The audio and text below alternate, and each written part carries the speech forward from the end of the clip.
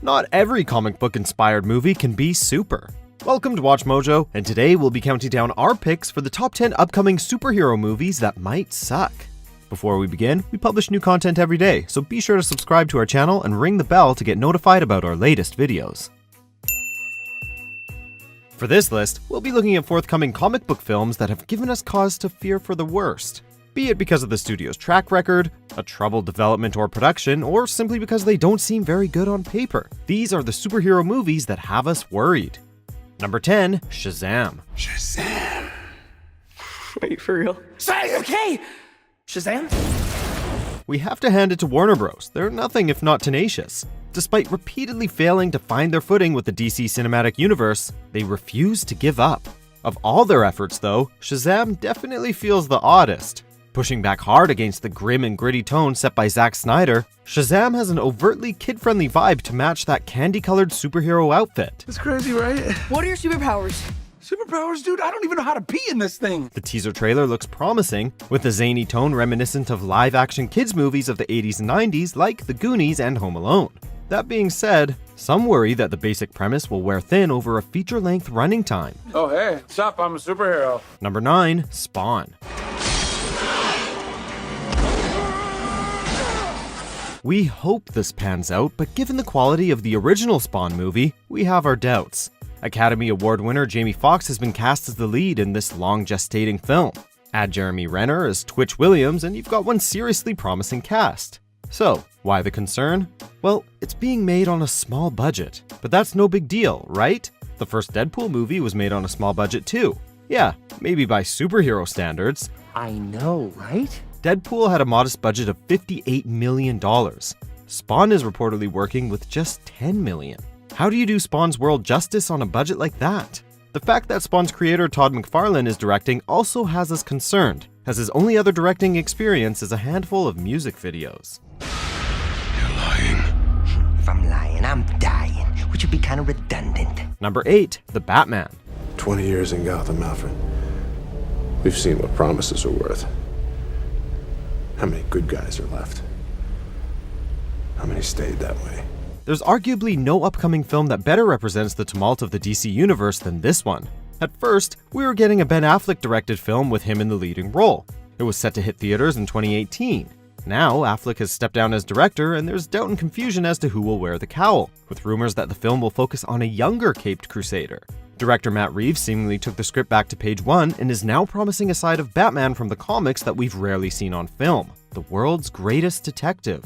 Though this director's vision and track record inspire hope, we can't help but worry about the rocky development thus far, or WB messing with Reeves' vision. What are your superpowers again? I'm rich. Number 7, Gambit. We know what you're thinking. This movie is still happening? Talks of a Gambit solo film date back nearly a decade to when Taylor Kitsch played the role in X-Men Origins Wolverine.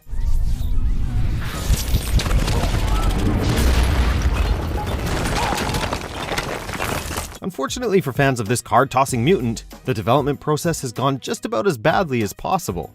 Channing Tatum has been on board for years, but the studio has been through numerous directors, including Rupert Wyatt, Doug Liman, and Gore Verbinski, all of whom left over creative issues. The film has been reworked so much, we have no idea what to expect, but according to producer and writer Simon Kinberg, it has evolved into a romantic comedy. Yikes. 2 years I rotting in that hell and I never... Number 6, The Flash. It's really cool. You guys seem ready to do battle and stuff, but full transparency, I've never done battle. I've just pushed some people and run away. Star Ezra Miller remains confident about this film, but fans, not so much.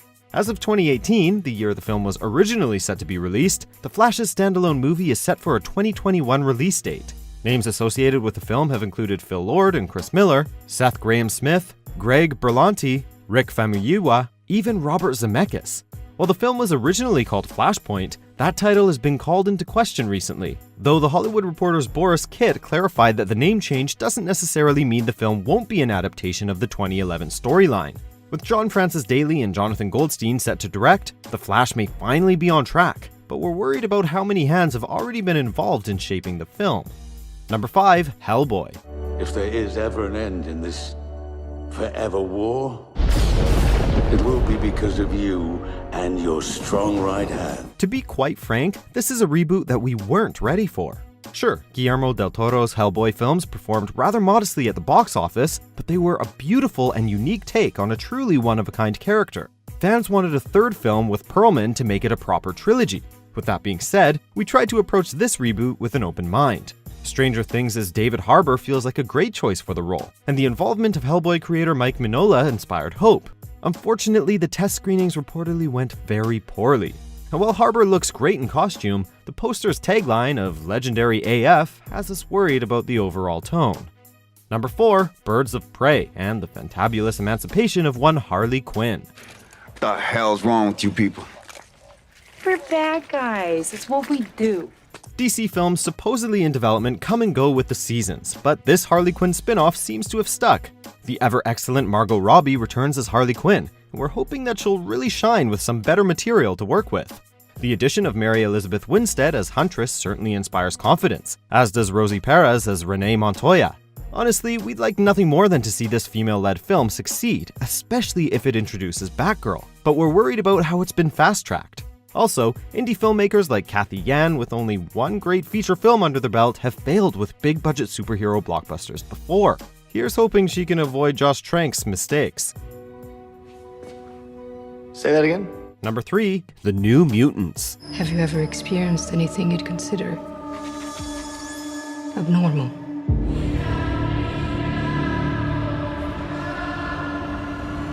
Yes. Credit where credit is due, greenlighting this unique film shows that 20th Century Fox is willing to take risks with their Marvel properties, deviating from the conventional superhero action-adventure film to experiment with different genres. A Marvel mutant horror film sounds really interesting on paper. The casting of young talents like Anya Taylor-Joy, Game of Thrones' Maisie Williams, and Charlie Heaton from Stranger Things made us confident that Fox believed in the project.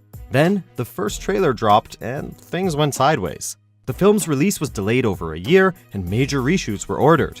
We could appreciate that they wanted to up the scares, but this sort of delay does not inspire confidence. You've been through a lot. Get some rest.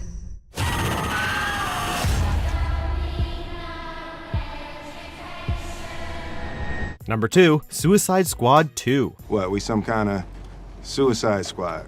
The news that Guardians of the Galaxy director James Gunn has been tapped by Warner Bros. To write and possibly direct the sequel to Suicide Squad was welcomed by many. His dark style of humor makes him a great fit, but we've also seen Marvel directors jump ship before to disappointing results. Whereas Joss Whedon took over a mostly complete Justice League, Gunn will hopefully be able to put his own stamp on Suicide Squad 2, but does Warner Bros. Have the right producers on board to ensure that they get Gunn's best work? Number 1, Dark Phoenix. You didn't come here looking for answers. You came here looking for permission. Gene. While things are working out great for Fox's R-rated films like Deadpool and Logan, their core X-Men franchise seems to be suffering. Like The New Mutants, X-Men Dark Phoenix got significantly delayed to allow for reshoots. The film marks longtime X-Men screenwriter and producer Simon Kinberg's directorial debut. A first-time director retelling a story that he already mishandled as a writer over a decade earlier with X-Men The Last Stand? That does not inspire confidence. The first trailer for the film felt far too reminiscent of the aforementioned movie, while the returning cast from X-Men Apocalypse reminds us of the last film's shortcomings.